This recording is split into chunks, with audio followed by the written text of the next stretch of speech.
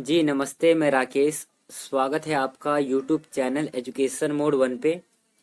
तो जैसे कि आप लोगों को पता होगा कि हम प्रतिदिन इतिहास से रिलेटेड इम्पोर्टेंट क्वेश्चंस को डिस्कस करते हैं। सभी क्वेश्चन इम्पोर्टेंट व सिलेक्टेड रहते हैं। सो यदि आप किसी भी एग्जाम की तैयारी कर रहे हो तो ये वीडियो आपके लिए काफ़ी ज़्यादा यूजफुल रहेगा। चलिए वीडियो को शुरू करते हैं। शुरू करने से पहले जैसे कि मैं हर एक वीडियो में बताता हूँ कि वीडियो में जितने भी क्वेश्चंस होंगे उनमें से आपने कितने क्वेश्चंस को सही किया है, आपका कितना क्वेश्चन ठीक है, इसका जवाब आप हमें अंत में कमेंट सेशन में कमेंट के माध्यम से देंगे कि आप लोगों ने कितने क्वेश्चन को सही किया है। चलिए बातों को ध्यान में रखिएगा। वीडियो को शुरू करते हैं पहले नंबर क्वेश्चन से। पहला क्वेश्चन है, वाणभट्ट किस सम्राट के राज दरबारी कवि थे? वाणभट्ट किस सम्राट के राज दरबारी कवि थे? ऑप्शंस आपको चार दे रखे हैं। इन चारों में से वाणभट्ट किसके राज दरबारी कवि थे? तो इसका आंसर होगा option number C, Banabhatta Harshavardhana के दरबारी कवि थे। Option number C right answer होगा। चलिए सेकंड क्वेश्चन है, किस विदेशी यात्री ने भारत का दौरा सबसे पहले किया था? आपको पता होगा कि भारत में विभिन्न यात्री विदेशों से भ्रमण करने आते रहे हैं। सवाल में पूछा गया है कि विदेशी यात्री ऐसा कौन सा था जो भारत का दौरा सबसे पहले किया था? तो सबसे पहले जो भारत का दौरा किया था वो मेगास्थनीज ने किया था। ऑप्शन नंबर बी सही आंसर होगा। चलिए तीसरा क्वेश्चन देखेंगे। बहुत ही इजीली क्वेश्चन है और बहुत ही आसान क्वेश्चन है। क्वेश्चन है, सबसे प्राचीन वेद कौन सा है? सामवेद, ऋग्वेद, अथर्ववेद और यजुर्वेद। निम्नलिखित में से सबसे प्राचीन वेद बताना है आपको। बताइए क्या हो जाएगा सही आंसर? आंसर है इसका ऑप्शन नंबर सी, सबसे प्राचीन वेद ऋग्वेद है और ये संस्कृत भाषा में लिखी हुई है। चलिए चौथा क्वेश्चन है, योग दर्शन के प्रतिपादक हैं? ऑप्शंस में है गौतम, चाणक्य, विदुर और पतंजलि। है कि योग दर्शन के प्रतिपादक कौन हैं? आंसर होगा इसका ऑप्शन नंबर डी, योग दर्शन के प्रतिपादक पतंजलि है। ये आपको पता है। चलिए पांचवा क्वेश्चन है, पुराणों की संख्या कितनी है? नीचे आपको चार संख्या दे रखे हैं, 20, 16, 18 और 11। निम्नलिखित संख्याओं में से पुराणों की संख्या कितनी है? सही आंसर होगा आपका ऑप्शन नंबर सी, पुराणों की संख्या 18 है। इसी प्रकार उप पुराणों की संख्या भी 18 है और महापुराणों की संख्या भी 18 है। ये तीनों ही प्रश्न आपको ध्यान में रखने हैं। चलिए अगला क्वेश्चन देखेंगे। अगला क्वेश्चन है, भारत में खोजा गया सबसे पहला पुराना शहर कौन सा था? सबसे पहला शहर बताना है आपको, कौन सा था भारत में खोजा गया। बताइए क्या होगा सही आंसर?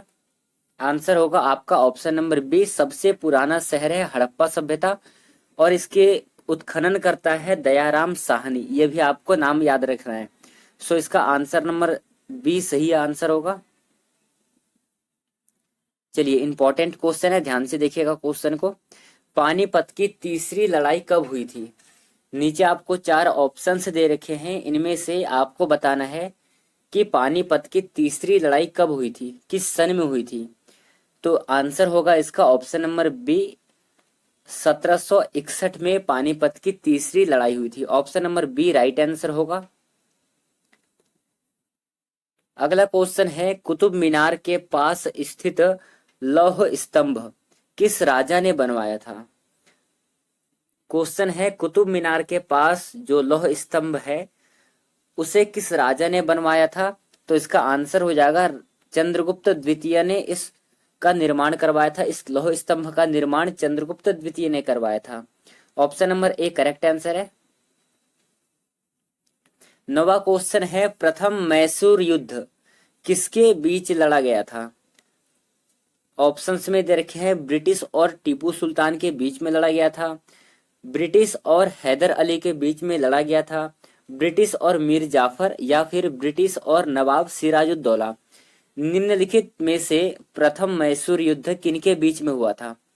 सही आंसर होगा आपका ऑप्शन नंबर बी, ब्रिटिश और हैदर अली इन दोनों के बीच में प्रथम मैसूर युद्ध हुआ था? Option number B correct answer है।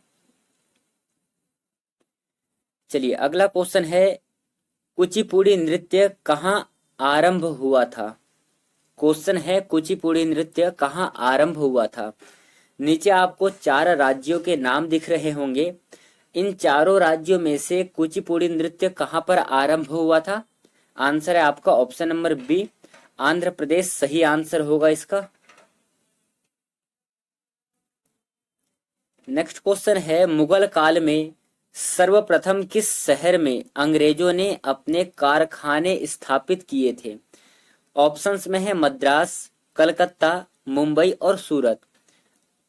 क्वेश्चन में पूछा गया आपसे कि सर्वप्रथम अंग्रेजों ने अपने कारखाने कहां पर स्थापित किए थे? आंसर होगा आपका ऑप्शन नंबर डी, सूरत में उसने अपने कारखाने को स्थापित किया था।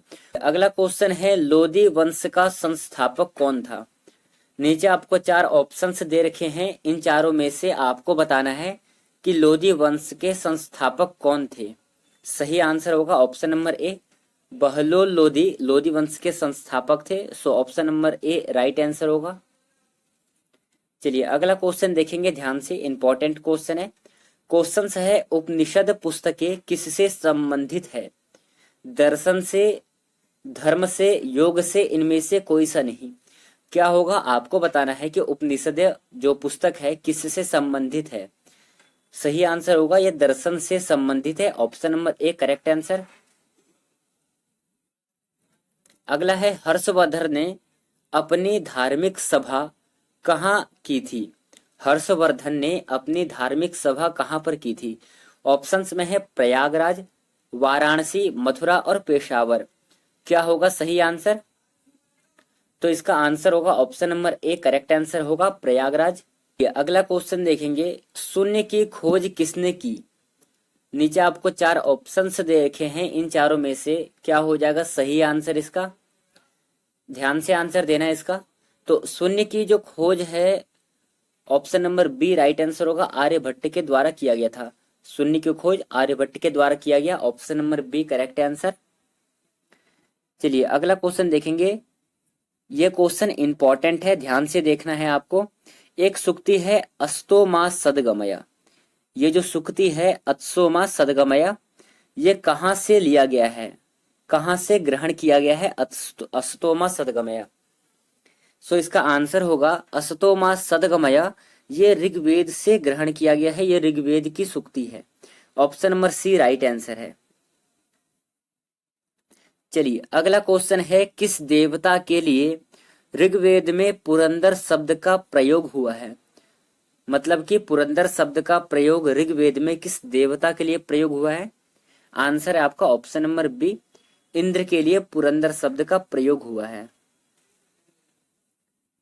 नेक्स्ट क्वेश्चन है, जलियांवाला बाग की दुर्घटना किस सन में हुई थी? 1917, 1919, 1918 या फिर 1935?